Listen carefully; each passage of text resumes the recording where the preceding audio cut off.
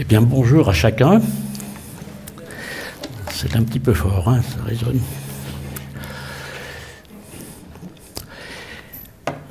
Voilà, donc aujourd'hui, nous commençons une nouvelle série de prédications dans l'Ancien Testament.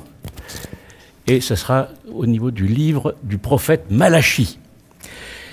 Malachie, c'est le dernier des prophètes dans l'ordre du canon biblique de l'Ancien Testament. C'est aussi le dernier des prophètes chronologiquement, parmi ceux qui ont été reconnus comme pleinement inspirés par Dieu. Le judaïsme a reconnu lui-même que dans les siècles qui ont suivi, il y a eu certains autres prophètes, entre guillemets, plus ou moins véridiques, mais il n'y en a pas eu qui eut le mérite de figurer dans la Bible elle-même. Il n'y en a pas eu d'autres pleinement autorisés par Dieu. Malachie, c'est le prêche comme un boxeur boxe. C'est le professeur Henri Blocher qui utilise cette image pour caractériser ce livre du prophète Malachie. Malachie est direct. C'est un prophète qui polémique avec ses auditeurs. Il est réaliste. Il appelle un chat un chat. Et il y va très fort, direct du droit, direct du gauche, comme un boxeur. Et donc, je vous invite tout de suite, pour commencer, à écouter le début du livre, les versets 1 à 5, que je vais lire dans la traduction du Semeur. Proclamation, parole que l'Éternel a adressée à Israël par l'intermédiaire de Malachie. Moi, je vous ai aimé, déclare l'Éternel. Et vous me demandez, en quoi donc nous as-tu aimés? Ésaü n'est-il pas le frère de Jacob, demande l'Éternel. Or, j'ai aimé Jacob et j'ai écarté Ésaü. J'ai fait de ses montagnes un pays désolé et j'ai livré son patrimoine aux chacals du désert. Édom peut bien dire, nous avons été démolis, mais nous rebâtirons, ce qui n'est que des ruines. Mais le Seigneur des armées célestes déclare, eux, ils rebâtiront, moi, je démolirai. On appellera leur pays le territoire de la méchanceté, le peuple contre qui toujours l'Éternel sera en colère. Et vous le verrez de vos yeux, et vous direz, l'Éternel est très grand, même au-delà du territoire d'Israël. Voilà le début du livre, très direct. Et dans son livre, ce prophète Malachie, nous avons une succession de scènes d'affrontements directs entre le prophète et ses compatriotes dans le royaume de Juda. Il lance des arguments et il les reprend. Il répond comme dans un match de boxe. On ne sait pas exactement à quelle date se passe ce match, peut-être entre 450 et 430 avant Jésus-Christ. On pense que cela se passe sensiblement à la même époque où Esdras et Néhémie ont dû lutter pour essayer de corriger les scandales les plus évidents à propos des dîmes, à propos des mariages, à propos de la manière dont tout se passait à l'époque. Peut-être savez-vous que Esdras était un théologien et un scribe très érudit. Et il a été envoyé déjà pour faire certaines réformes et prendre la mesure de la situation. Néhémie également, quant à lui, était un haut fonctionnaire de la cour de l'empereur de Perse. Et d'ailleurs, le groupe de dames, je crois que cette année, étudie aussi le livre de Néhémie, donc c'est intéressant. Et en apprenant que les choses s'étaient dégradées dans la ville de Jérusalem et que c'était un peu la pagaille, eh bien, Néhémie a obtenu de son empereur, l'empereur de Perse, de l'autorisation de partir en mission spéciale dans cette province éloignée. Et Néhémie a été pendant 12 ans le gouverneur de Jérusalem de 445 à 433 avant Jésus-Christ. Et il y est retourné une deuxième fois car la situation s'était encore un peu plus dégradée et on pense que Malachie, le prophète objet de ce livre, est intervenu dans cette période-là. Donc vous situez Esdras, Néhémie et puis Malachie. L'intérêt du livre, pour nous, vient de son style si pratique et si net dans tous ses énoncés, intérêt qui vient de la liberté aussi dans les échanges. L'intérêt vient aussi de ce que les comportements malheureux et les attitudes qui ne plaisaient pas à Dieu dans ce peuple ne sont pas sans ressemblance, sans parallèle avec ce que l'on a pu voir, ce que l'on peut peut-être encore voir dans l'Église chrétienne au sens large, même aujourd'hui. Mais je ne parle évidemment pas de notre Église, c'est pas possible. Vous croyez? Ça ne vous fait même pas réagir. Bon, alors que j'insiste. L'Église chrétienne aujourd'hui, dans nos pays, et en tout cas dans le passé, comme le peuple à Jérusalem, n'est pas en situation de persécution. Elle n'est pas pourchassée ni écrasée par l'envahisseur, même si malheureusement on a des mouvements militaires ces derniers temps, ces derniers jours. Les grands traumatismes de l'exil, la famine, ce sont des choses très graves. C'était des souvenirs du passé pour le peuple d'Israël, à ce moment-là, en 450 avant Jésus-Christ. Et de même pour l'Église, dans nos pays, il n'y a pas de drame extrêmement aigu. Dans nos pays, j'entends du monde occidental, hein. Il y a malheureusement des pays plus éloignés où l'Église vit vraiment des cauchemars. Eh bien, dans nos pays, eh bien, il n'y a pas de drame extrêmement aigu, mais en même temps, la situation n'était pas brillante. Il y a des négligences, il y a des compromis. On ne va pas franchement vers l'idolâtrie, comme avait été la tentation d'Israël dans les siècles précédents. Le peuple a compris la leçon de l'exil. Quand même, Dieu a envoyé son peuple en exil à cause de ses dérives. Mais le culte est devenu, du temps de Malachie, un culte formel, un culte extérieur, un culte un peu négligent. Et on peut facilement faire des compromis avec le paganisme. Alors venons-en au premier dialogue des versets 2 à 5 de notre texte, un dialogue au sujet de l'élection d'Israël. Ça veut dire quoi l'élection d'Israël? Eh bien, c'est que Dieu avait choisi, avait déclaré à son peuple qu'il le choisissait. Dieu a choisi le peuple d'Israël. Son peuple choisi entre tous, parmi tous les peuples de la terre, pour lui appartenir en propre. Et c'était l'expression de l'amour de Dieu pour ce peuple et pour sa lignée. Ça remontait en particulier au choix de Jacob, parmi les deux fils d'Isaac, plutôt Jacob qu'Ésaü, alors qu'Ésaü avait le droit d'aînesse à l'époque, selon la coutume de l'époque.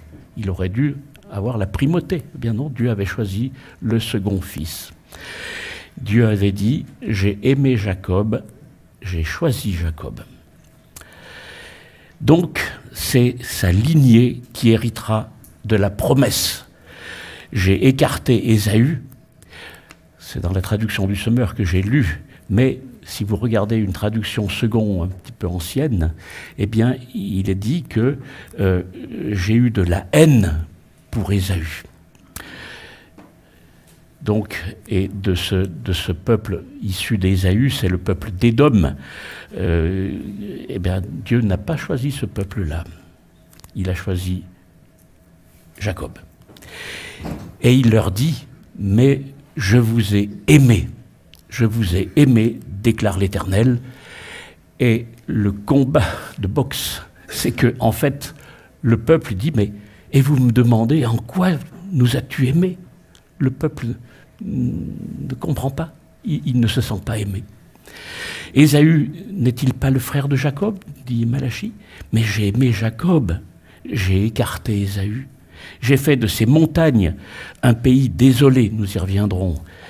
Vous voyez la bagarre, il y a cette vérité qui est proclamée depuis le temps de Moïse, et même avant, Dieu avait en effet choisi cette lignée, et il y a maintenant le peuple qui ne reconnaît pas cette élection.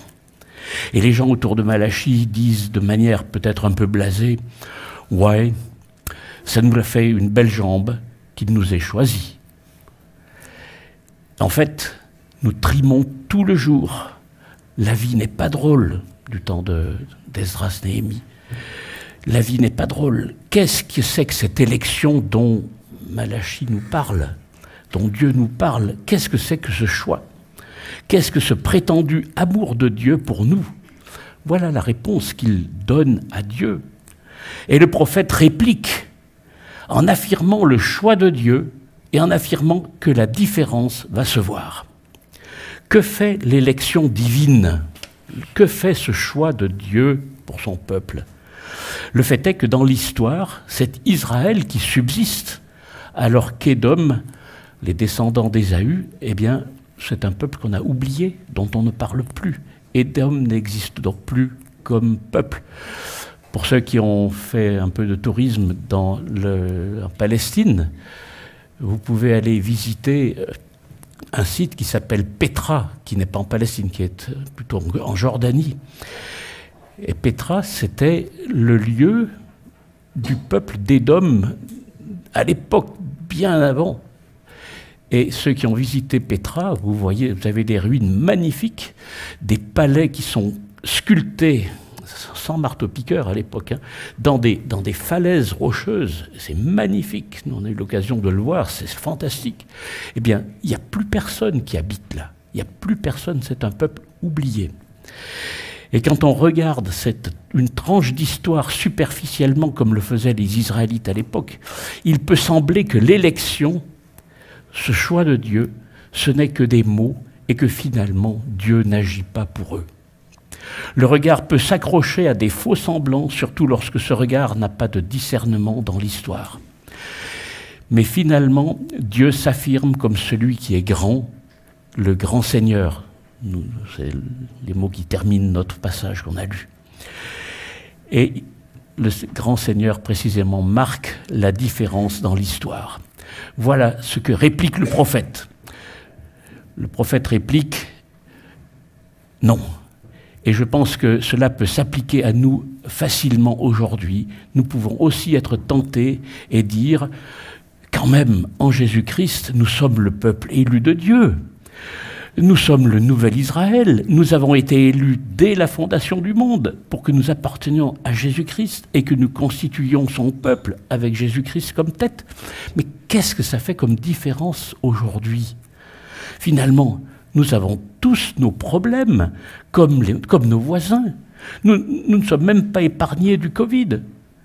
Nous sommes au Seigneur, mais il nous arrive quand même aussi d'être au chômage. Nous sommes au Seigneur, mais nous sommes quand même vulnérables face à la maladie. Et nous pouvons tomber malades. Et même certains peuvent en mourir.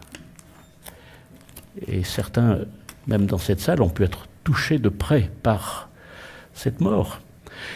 Nous sommes au Seigneur et cela n'a pas empêché que cette semaine, la guerre se déclenche en Ukraine. Vous voyez, nous pouvons raisonner comme le faisaient les concitoyens de Malachie, et la même réponse de Malachie, et donc de Dieu, reste valable pour nous encore aujourd'hui. Oui, à court terme, quand on voit les choses superficiellement, sans voir l'ensemble, sans avoir la patience d'attendre, il peut sembler que l'élection divine n'est pas vraiment efficace. Mais attendons et entendons le Seigneur qui, dans son amour souverain, nous dit, c'est le début du texte, « Je vous ai aimé. Je vous ai aimé. » Et avant de conclure, j'aimerais creuser avec vous ce « Je vous ai aimé » qui s'applique à nous encore aujourd'hui. Je voudrais le faire en dépassant un peu les paroles stéréotypées qui sont souvent dans notre bouche. Nous sommes d'abord et déjà au bénéfice de l'amour initial de Dieu, de l'amour créateur de Dieu pour l'humanité, avant qu'il n'ait été altéré et dégradé par la chute. Mais nous avons encore de beaux restes qui sont visibles, qui sont tangibles. La beauté de la création, de la nature, des levées du soleil, des bourgeons au printemps, beauté de la pluie bienfaisante et de toutes les merveilles de Dieu que l'on peut voir quand on prend le temps de regarder. Et ces derniers jours, vous avez pu admirer de magnifiques couchers de soleil, de magnifiques levées de soleil également. Vous avez parfois des émissions de télévision qui soulignent la beauté de la création. C'est une réalité, Dieu nous a aimés. Les merveilles du corps humain, la beauté d'un regard, d'un sourire qui traduit un sentiment d'amour, ce sont des réalités qui existent et qui s'inscrivent dans le cadre de ce « je vous ai aimé » de Dieu. Les merveilles de la procréation, de la naissance d'un enfant, c'est fabuleux. Les merveilles de toute nature dans la création, ce sont des réalités que tout le monde peut voir de ses yeux. Nous sommes aussi au bénéfice d'autres merveilles lorsque nous sommes associés à Dieu. Nous bénéficions d'une échelle de valeurs renouvelée par rapport aux valeurs du monde. Monde qui volontairement ou involontairement a rejeté Dieu. Et l'on peut sans peine mesurer les conséquences humaines de l'abandon des valeurs fixées par Dieu. Par exemple sur la famille. Des familles qui sont brisées, des enfants qui sont désorientés quand il y a eu l'abandon des valeurs divines. Nous bénéficions aussi de la puissance de la réconciliation et du pardon. Quand on voit les efforts des hommes pour éviter des affrontements guerriers comme ces derniers jours, eh bien, quand elles sont acceptées, ces valeurs de réconciliation et de pardon, eh bien, qui sont transmises par Dieu, eh bien, conduisent à la paix, à la réconciliation. Quelle bénédiction quand on peut reconstruire une relation brisée, même si cela demande du temps, même si cela coûte. Pensez à la conversion de l'apôtre Paul. C'était un ennemi violent des chrétiens qui a été complètement, sa vie a été complètement transformée par l'amour de Jésus-Christ. Une transformation n'est pas imaginable ni possible sans l'amour de Dieu. Mais on voit que cela nécessite d'embrasser, d'adhérer aux valeurs divines, de les accepter et de les vivre. Ne pas rechercher le gain pour le gain. Ne pas rechercher les honneurs, la première place, la plus belle position. Accepter la prévenance de Dieu comme un enfant doit accepter la prévenance des parents. Certes, l'enfant peut mettre du temps à comprendre certaines dispositions pratiques de vie en apparence contraignantes que lui imposent ses parents, mais en fait, ce sont des mesures de sagesse. Et Dieu nous impose aussi à nous des mesures de sagesse que nous avons peut-être parfois aussi du mal à accepter, mais quand on les accepte, eh bien, on va dans le positif. Et au sommet de l'amour de Dieu figure évidemment tout ce que Dieu a mis en place pour assurer notre salut, pour assurer notre retour dans son plan bienveillant pour nous, à savoir le salut en Jésus-Christ. Quelle bénédiction est la nôtre de savoir que nous serons un jour avec le Seigneur pour l'éternité. La perspective de la mort est certes difficile à envisager quand on considère la douleur de la séparation d'avec ceux qu'on aime. Mais elle est tellement apaisée, cette douleur, et elle devient même lumineuse quand on réalise la suite de l'éternité auprès du Seigneur. Je ne dis pas que la perte d'un proche chrétien est anodine, loin de là. Mais quelle tristesse et quel vide on peut ressentir lors de l'enterrement de quelqu'un qui n'a pas connu Jésus-Christ. Aucune perspective et une tristesse et un désarroi très profond. Voilà la perspective que l'on a. Et on peut aussi lister tous les attributs de Dieu qui caractérisent et nourrissent son amour et qui peuvent exercer une influence vivifiante sur nous. Alors là, la liste est très longue. Je vais juste faire une lecture simple de toutes ces caractéristiques, de toutes ces influences vivifiantes. La bonté, l'amour, bien sûr, la grâce, la miséricorde, la patience, la sainteté, la paix, la justice, la beauté, la gloire, la sagesse, l'omniscience, l'omnipotence, l'omniprésence de Dieu.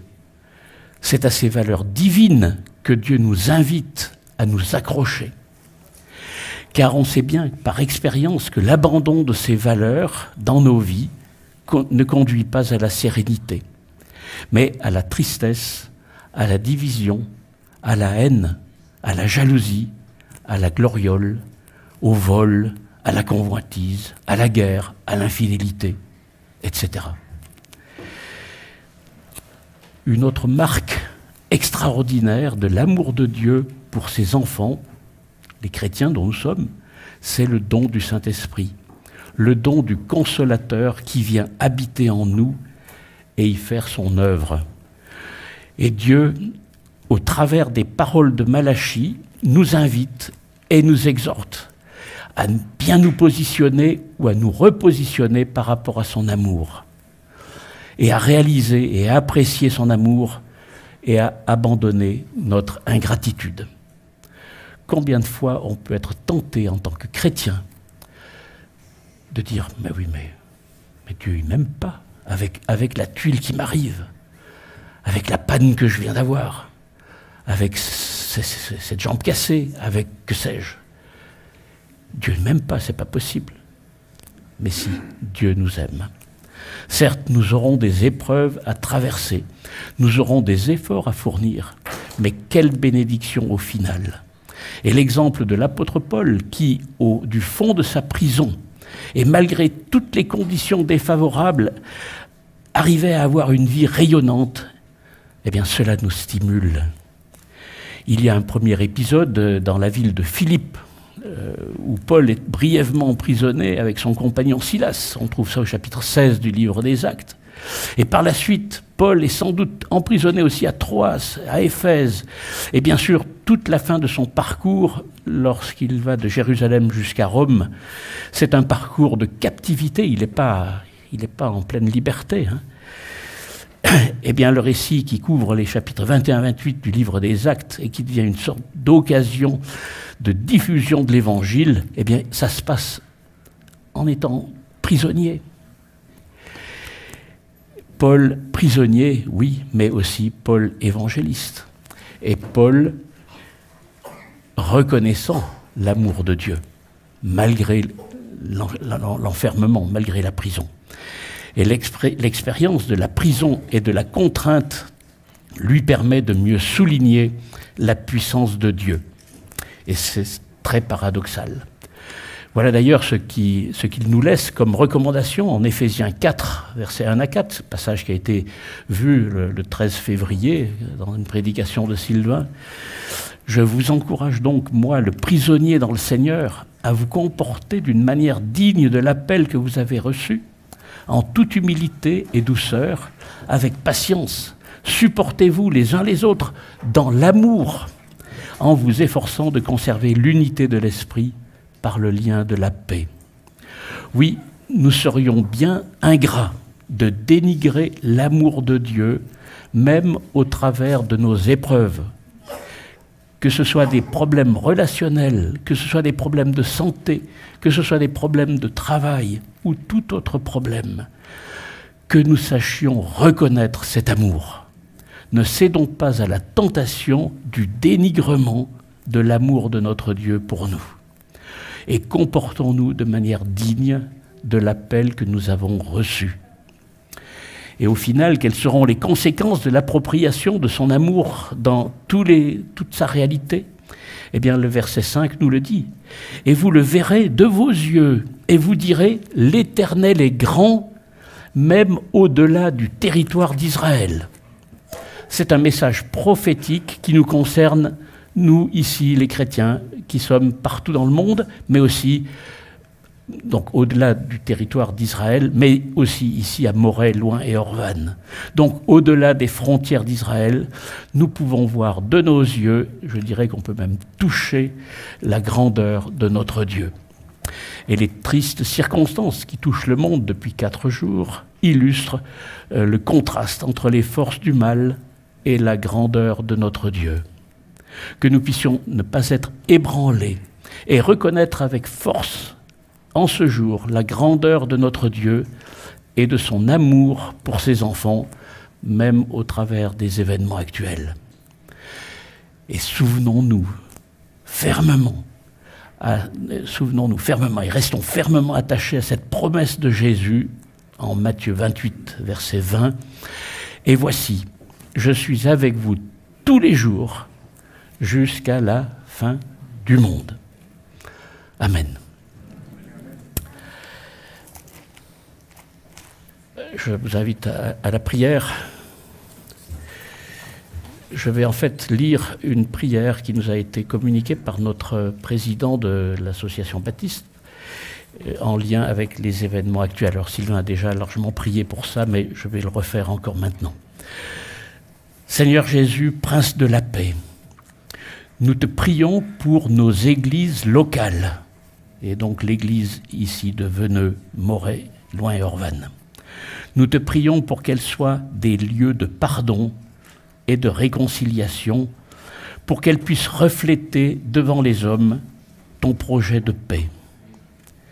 Nous te prions pour que nos églises vivent leur vocation à la paix, à la justice et à la non-violence, pour qu'elles puissent être prophétiques et poser des signes de ton règne. Tu connais la vie de chacun, bien remplie par les engagements, la famille ou le travail. Aide-nous à trouver le temps de servir ton projet de paix. Aide-nous à trouver la paix, ta paix, dans les défis et le stress du quotidien. Quand nous doutons d'être entendus, renouvelle nos forces pour que nous puissions crier jusque dans nos déserts que le chemin que tu veux pour ton peuple est celui de la paix, de ta paix. Seigneur, en ces moments de bouleversements politiques et sociaux, fais de nous, nos églises, de nos familles, un havre de paix et un lieu d'accueil.